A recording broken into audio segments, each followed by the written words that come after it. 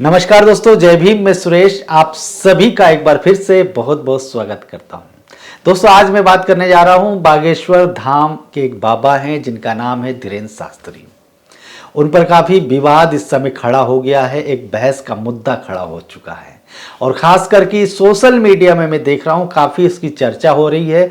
लोग अखबारों में छपी खबर को या एक प्रोफेसर श्याम मानव जी हैं जो कि अंधश्रद्धा निर्मूलन समिति के एक पदाधिकारी हैं, एक वरिष्ठ पदाधिकारी हैं, उनका एक बयान या उनकी एक बोलना चाहिए कि चैलेंज इन दिनों सोशल मीडिया के अलावा मेन स्ट्रीम मीडिया के कुछ चैनलों में भी सुर्खियां बटोर रहा है। दोस्तों, हुआ ये कि बीते दिनों जो बागेश्वर धाम के ये बाबा हैं धीरेन्द्र शास्त्री, वो गए थे नागपुर। वहाँ उनकी राम कथा का आयोजन था, राम कथा चालू थी और राम कथा बताया जाता है कि 7 जनवरी से 13 जनवरी तक होनी थी। कथा 7 जनवरी से 13 जनवरी तक होनी थी, कथा हो भी रही थी, लेकिन अचानक 11 तारीख को बागेश्वर धाम के जो ये बाबा है नागपुर छोड़कर कहीं चले जाते हैं। लेकिन अखबारों में और सोशल मीडिया में ये खबर तैरने लगी या फैलने लगी कि बागेश्वर वाले जो बाबा है, क्या बागेश्वर धाम के जो बाबा है धीरेन्द्र शास्त्री, वो भाग गए हैं। और भागे क्यों हैं? क्योंकि एक एक्टिविस्ट ने उन्हें चैलेंज कर दिया है, जिनका नाम मैंने आपको बता दिया है, प्रोफेसर श्याम मानव। उन्होंने चैलेंज किया था कि जो आप चमत्कार की बात करते हो, जो दिव्य या देवी शक्तियों की बात करते हो, जो आप चमत्कार की बात करते हो, जो जादू टोने की बात करते हो, वो हमारे सामने सिद्ध करके बताओ। बागेश्वर धाम के ये बाबा अपनी जो राम कथा के दौरान या उनकी जो कथा के दौरान अपने भक्तों को पर्चा निकालकर बहुत सारी बातें बताते हैं, बहुत सारे नुस्खे बताते हैं, कैसे खूब सारा पैसा कमाया जाए, कैसे नौकरी लग जाए, ये सारी बातें वो जो टोटके बताते हैं। तो उसको लेकर चैलेंज कर दिया प्रोफेसर श्याम मानव और उनकी टीम ने। मैं आपको बता दूं, संस्था का नाम है अंधश्रद्धा निर्मूलन संस्था, जो कि महाराष्ट्र में पिछले 40 सालों से लगातार चली आ रही है। और बताया जाता है इस संस्था ने कई बाबाओं की पोल खोली है और जादू टोना करने वाले ऐसे बाबाओं को जेल भी भिजवाया है। मुझे यकीन है आप तक ये जानकारी पहुंच गई होगी कि महाराष्ट्र में जादू टोना विरोधी कानून लागू है और केंद्र का कानून भी पूरे देश के अंदर में लागू है, ड्रग्स एंड मैजिक रेमेडीज। ये इसके तहत अगर कोई चमत्कार दिखाता है, कोई जादू टोना करता है, तो उस पर कोई भी व्यक्ति पुलिस में जाकर एफआईआर दर्ज कर सकता है।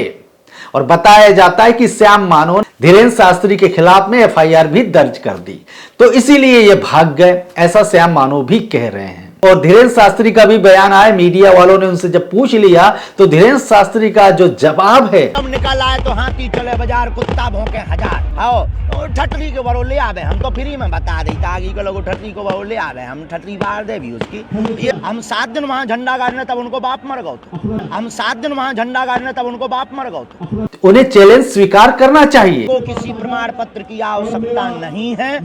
चैलेंज स्वीकार इसलिए करना चाहिए जब वो दावे करते हैं कि वो लोगों का नाम बता देते हैं, उनके बाप का नाम बताते हैं, कोई भूत प्रेत की बात करते हैं, भूत का नाम बता देते हैं और लोगों को पैसा धन संपत्ति कैसे कमाना चाहिए, इस प्रकार की जो बातें या इस प्रकार के जो टोटके वो बता रहे हैं।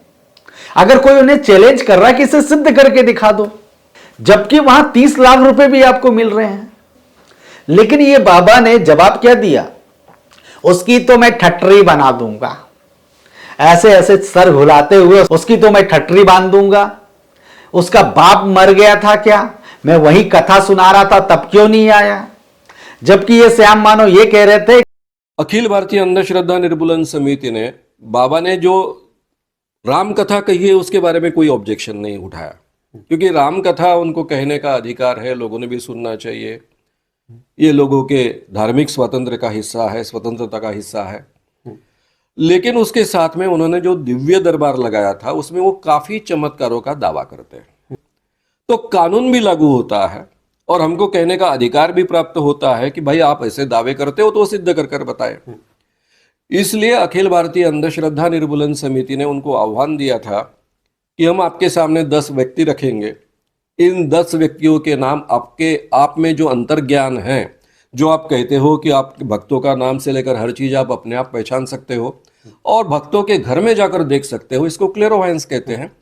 हम अपनी भाषा में इसको अंतर्ज्ञान या फिर दिव्य दृष्टि कहते हैं। तो ये सिद्ध करने के लिए आप आगे आइए। 90% करेक्ट अगर रिजल्ट देते हो, 100% का हमारा आग्रह है। हालांकि ये दिव्य शक्ति है, इंसान से गलतियां होती है, दिव्य शक्ति से तो कोई गलतियां होने की गुंजाइश नहीं। इसके बावजूद 10% आपको छूट है।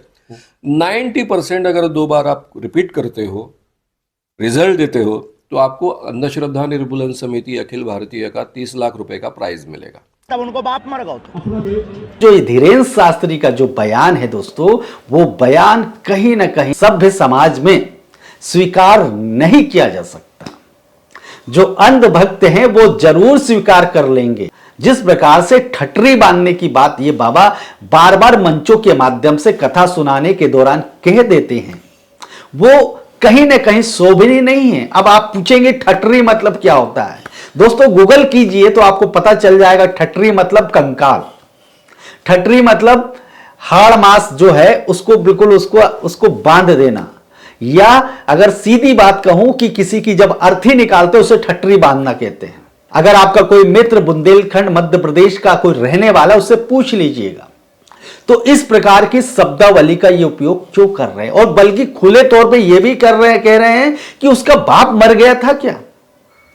ये बात कहां तक शोभा देती है, जबकि वहीं पे श्याम मानो जो कि प्रोफेसर हैं, उनकी शब्दावली देखिए, वो बिल्कुल तार्किक और तथ्यात्मक बात कर रहे हैं।